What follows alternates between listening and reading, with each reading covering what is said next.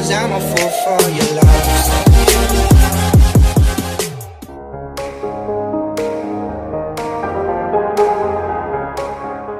Okay, so to start, I'm going to be using the Brow Conditioning Primer.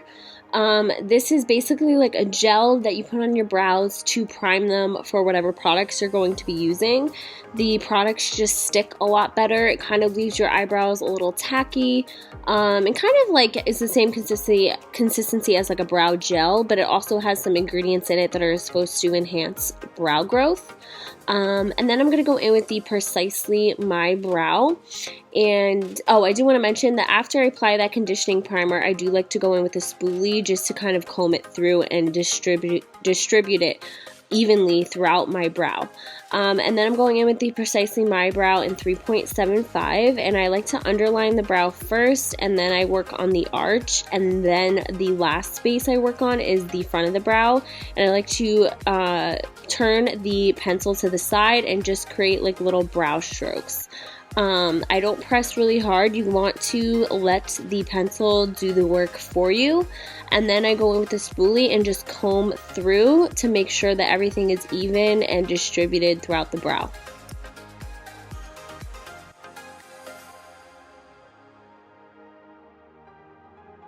The brow routine that I'm showing you today is definitely for my more natural brow days. Some days I like my brows super defined and a little bit darker, and then some days I like them to be just a little bit more natural. It really just depends on my mood and also how much time I have when I'm getting ready. But yeah, this is like a really quick routine for me, and it's kind of like my daily brow. But there are days where I do like a more defined, darker brow, like I said. But now I'm going in with the Gimme Brow by Benefit in shade 4. I love this product. If you have sparse eyebrows, I definitely recommend it because it has some fibers in it, so it just makes your brows look fuller than they actually are because the fibers attach to your brow hair.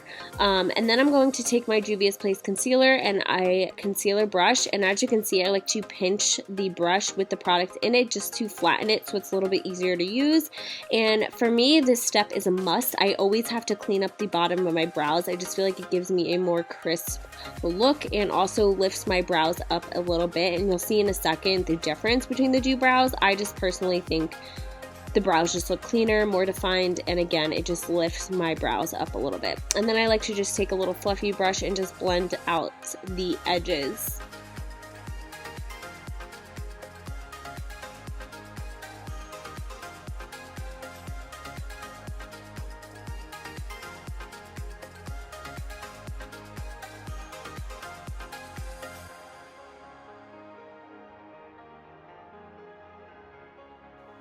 Once I've cleaned up both brows and blended out the edges of the concealer, I then like to go back in with the pencil and just kind of define the brows a little bit more and really just define like the arch area, just to make the brows look a little bit darker and give them a more precise shape.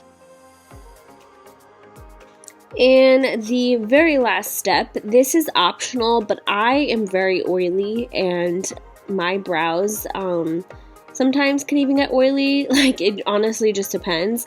So I like to just lock everything in with a translucent powder. It just ensures that the pencil isn't going to go anywhere, the concealer isn't going to go anywhere, and for days that I'm going to be wearing my makeup for a very long time, I like to do this just to ensure that everything stays in place.